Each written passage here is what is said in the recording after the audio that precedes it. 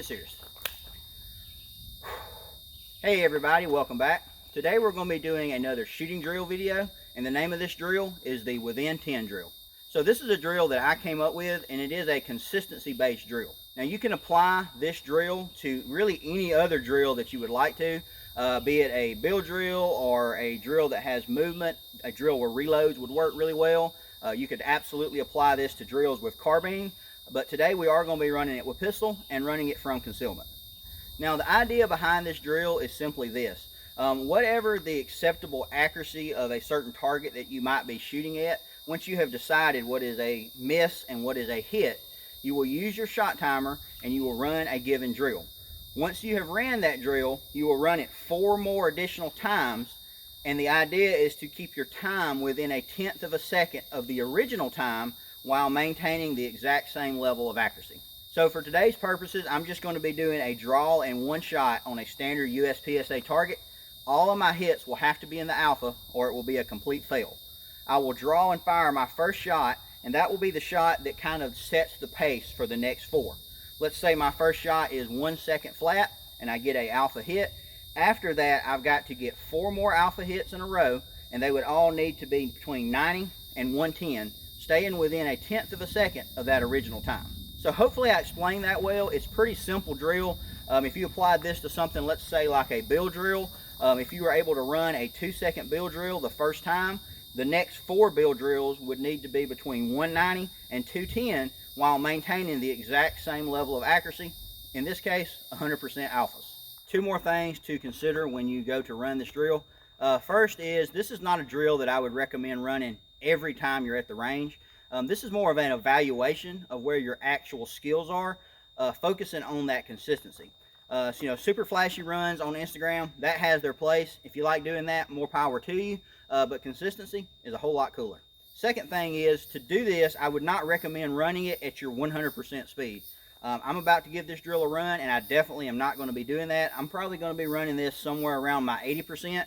If I try to really push that speed and go as hard as I can, it's going to be very hard for me to duplicate that for that first time and then 4 runs behind it. Run it at your 80%, set yourself a pace that you can actually duplicate over and over again, and you're going to get a whole lot more out of this drill. So I'm going to move the camera over here to my side, get a target hung up downrange. For this first iteration, I'm going to do it as simple as I possibly can. 7 yards, draw in one shot. The more shots, the more movement, the more distance, the smaller the target. The more variables that you add into this drill, the harder it gets. And that's really what I like about it. So you could absolutely apply this to a drill back at 100 yards with a carbine. You could maybe do a 25-yard drill with a pistol. You really can use it any way that you want. Once you get to where you can do this drill super good, you could even move those times a little bit closer together. Instead of giving 1/10 on each end, you could just give 1/10 overall. But that's enough talking. Let me move the camera and give this a run.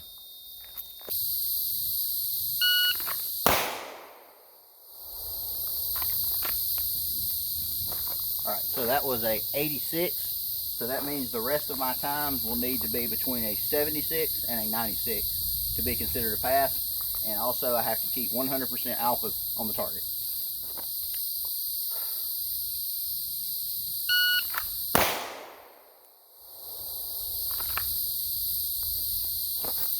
'87.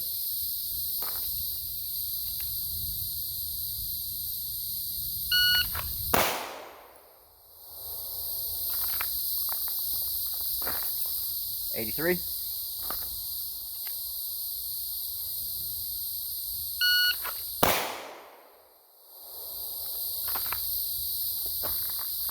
That was a 83 again. So now I need 1 more, and this will be considered a pass.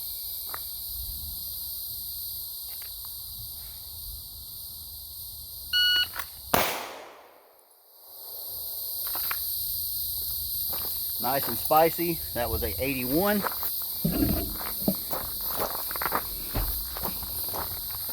So we got all hits in the alpha. 1, 2, 3, 4, and 5. I'm going to go ahead and run the drill one more time. This time I am going to make it a little bit harder. I'm going to go for head box hits only, and instead of firing 1 round, I'm going to go ahead and fire 2. So I'm here at 7 yards. but I've increased the rounds. I've made the target a little bit smaller, which is going to make this drill a little bit harder overall.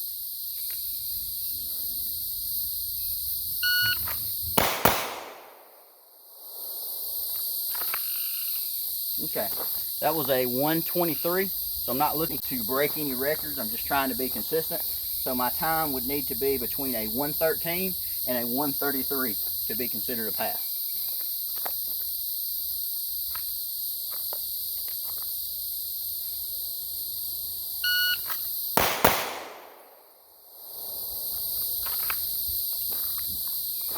$121.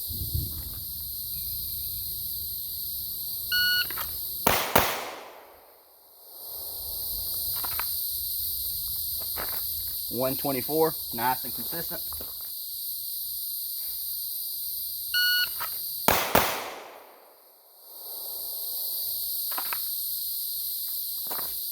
That was a 122.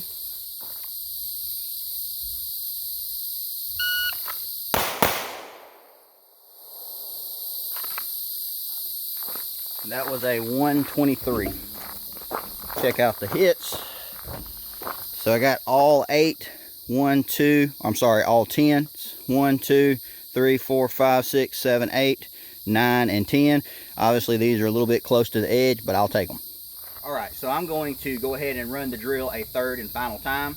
I am going to go ahead and just go back to firing one shot, and I am still here at the 7-yard line. What's going to be different this time is I'm going for the alpha portion of the head. So the alpha portion of the head box is about the same size as a credit card or business card. So not a super small target, but it is quite a bit more difficult. And we'll see if I can keep those times nice and consistent. I'm not really looking to break any speed records, as I may have mentioned earlier. The whole point of this is to be consistent and stay within a tenth no matter what.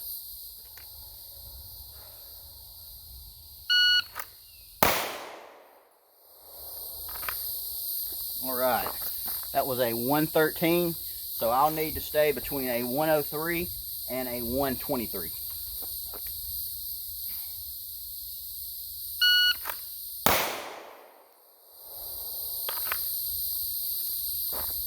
$105.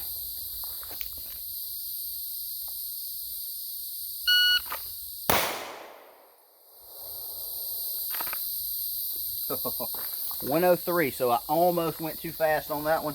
I'm gonna try to dial that back just a little. That should have been probably a little closer to a 110 before I look at the timer. Yeah, not bad. That was a 107.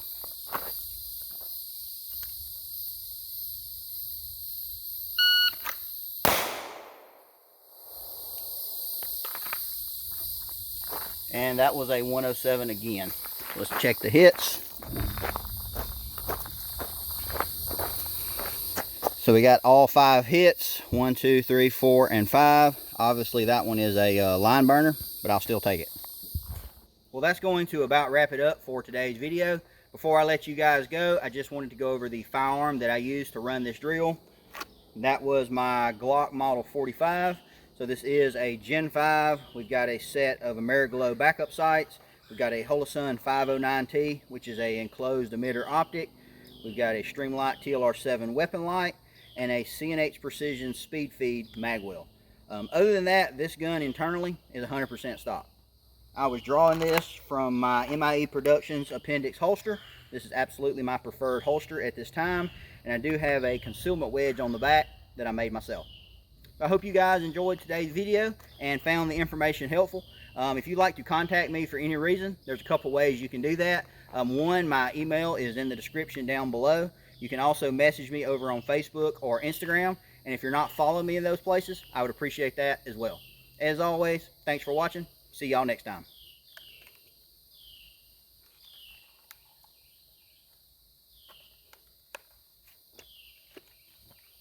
Carry on.